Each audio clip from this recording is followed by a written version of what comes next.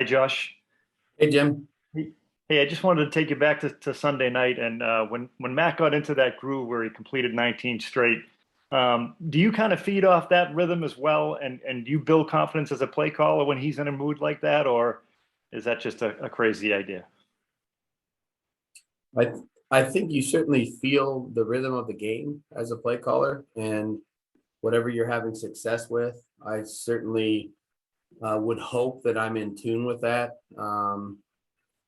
As the game is moving along, there's been times where that's been the running game. There's been times where it's been the passing game.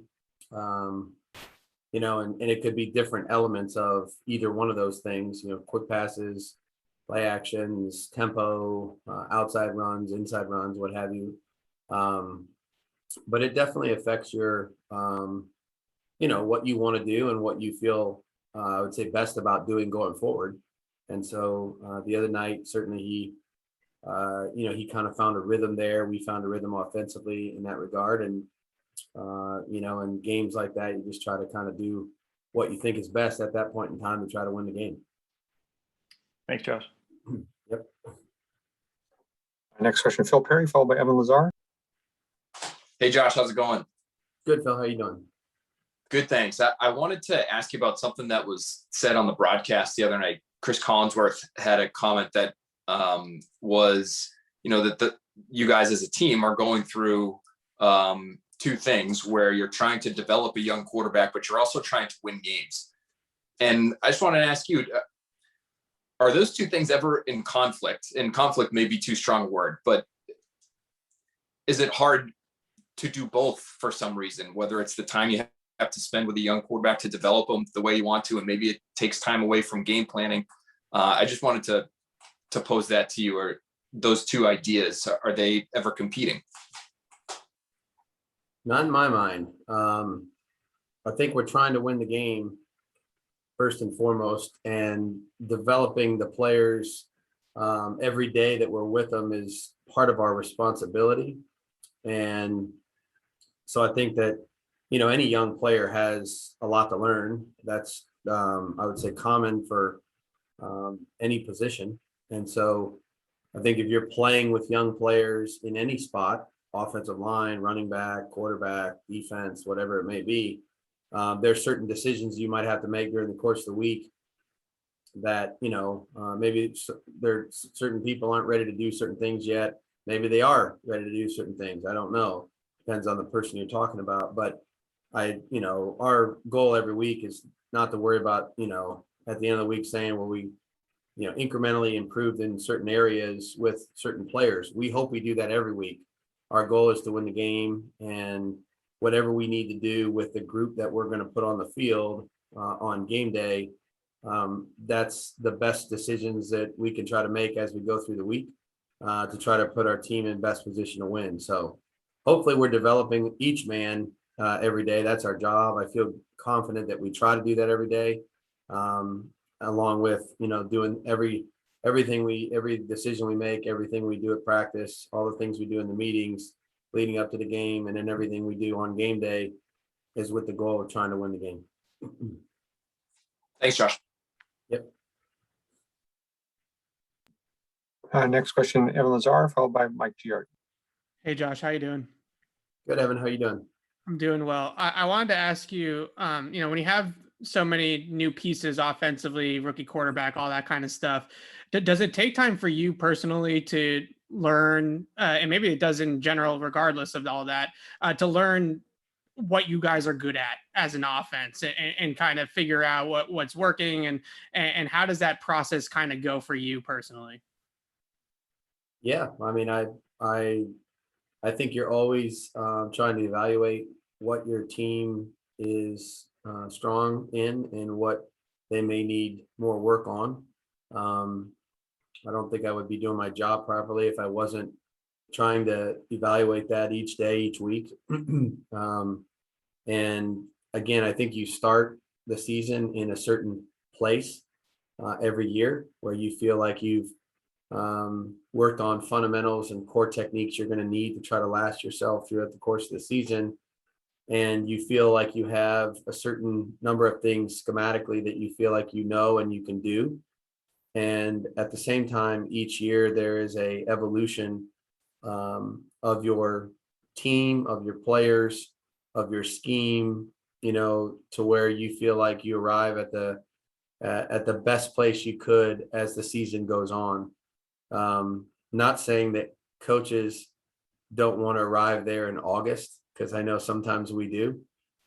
It's just difficult at times to do that with all the different things that you have to deal with, injuries and whatever, time limitations, practice, etc. So there's a lot of reasons why you might not be the finished product in August or September, but you certainly want to have your pulse on what you're trying to do and feel like you're confident in those things, as well as being really conscious of the things you feel like you need to add to your bucket that you can do well as the season goes on. Because if all you ever do are the things you do well coming out of training camp, I have always believed that the coaches and players in our league are too good.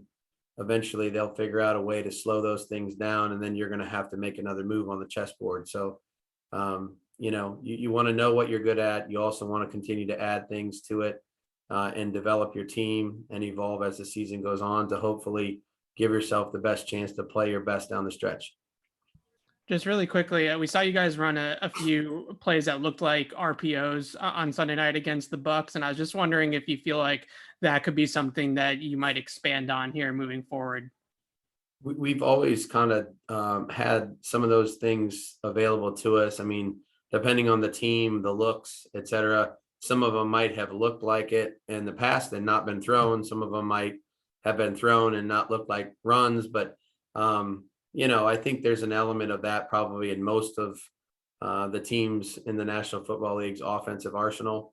Again, we don't major in that, but there's an element of that we're aware of and that we have and that we have confidence in. And depending on the team, it could be useful. Thanks, Josh. Yep. Our next question, Mike Giardi, followed by Tom Curran. Good afternoon, Josh. Hey, Michael. I wanted to ask you a specific play question. It was the interception where White sort of looks like he hangs for a split second before shooting the gap. And I'm sort of looking at Brandon. Is Brandon supposed to stay in there, or is that just on Mac to understand Brandon's going to leak and that's my guy? Yeah, we had an issue in that protection.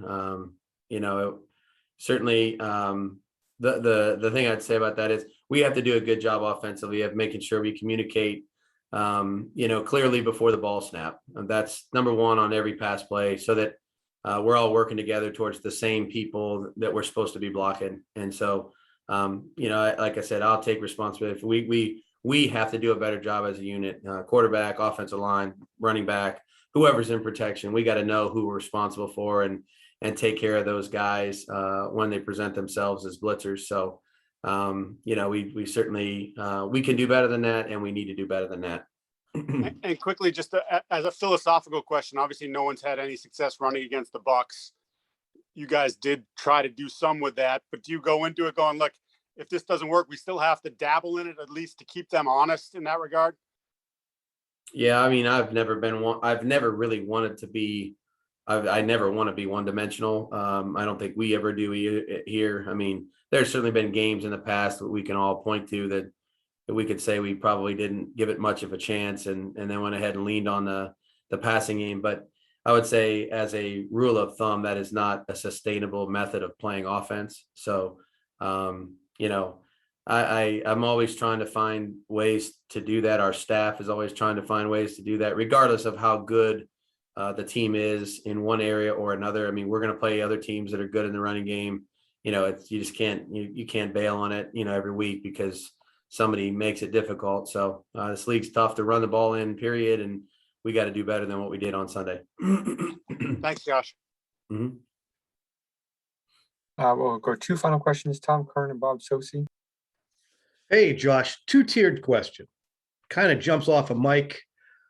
You guys are 2-1 run pass right now. I think it's 160 to 79. Pass run, you mean? Yeah. Pass to run. Yes. 100%. Yes. That cannot stand. I'm sure you feel that way as well. What has been the barrier to running game success, if you could distill it. And I know it's a variety of things. And also, the second tier is, how impressed are you that Mac Jones is able to throw it 40 times a game and not demolish your chances of winning as a rookie? Yep. The first question, I think that number one, I think that you have to have, there's two ways to look at the running game. One is you can look at it and say volume always results in better, better average as the game wears on. There's that school of thought. Or you could look at it and say that, you're going to need to have a certain element of success early in the game and throughout in order to continue to play that way balanced, so that you don't find yourselves in a bunch of third down and long situations. And so, certain games, the score will dictate whether or not you can, let's say, have more patience than others. And I think that it's just, we're always looking to try to find balance in our offense, because as an offense, you're more difficult to defend if the defense has to defend run, pass on every series in every situation. That's always most difficult for a defense. So it's not a sustainable method of, just getting rid of it. There's not one thing that I would say triggers, success in a running game. The running game is much like pass protection. And there's a lot of reasons why we would have success. Certainly the point of attack is important, because that's where, those are the guys we're running the ball behind. The run read by the runner is important, because he'll ultimately make the decision on where the ball is going to go. The force blocking by the receivers, as we've seen here for many years, is an important element, in any running game, because if you don't go down there and get a safety who's down near the box, it's going to be tough to run the ball without him making a lot of tackles. And then there's an element of deciding on what runs to run, and that could come from us on the sideline, or it could be some form of a decision that's made at the line of scrimmage based on the look. So we have to execute our assignment first. We have to get a hat on a hat, meaning we have to get somebody on the guys near the front, and we have to give ourselves an opportunity to get the run started. If we can do that, then, a lot of times you'll live with the result, but we didn't do a very good job of some of those things the other night. And then the way that the game was going, and I would say some of the success we were having in the second half throwing the ball kind of lent itself to making the decision to kind of just go ahead and go in one-dimensional mode at that point. Your second question about Mac, look, any quarterback that gets put in that situation certainly carries extra responsibility. The passing game itself carries extra responsibility. The pass protection carries extra responsibility. I'd say the ability to catch the ball consistently in conditions that we played in the other night that were not severe, but they weren't, perfect. I think that puts added pressure on that element of your offense also. So he's certainly responded to anything we've asked him to do. He's obviously got a great mindset, a great attitude about it. There's nothing we've asked him to do that he's shied away from or wanted less responsibility. That's not his nature or personality. So I appreciate that in the young man, and he's tried to answer every challenge that has been put in front of him. And, I think that, he's shown that he's capable of doing some of those things to help us. But I think on as we move forward here, the goal would be, to hopefully have to use that method of play less, not more, as we move forward.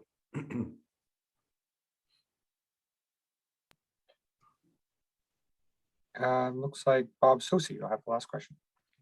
Thanks, Stacey. Josh, this is also related to the running game and in a sense related to Phil's question about development of a young quarterback and, of course, the urgency, the goal to win games.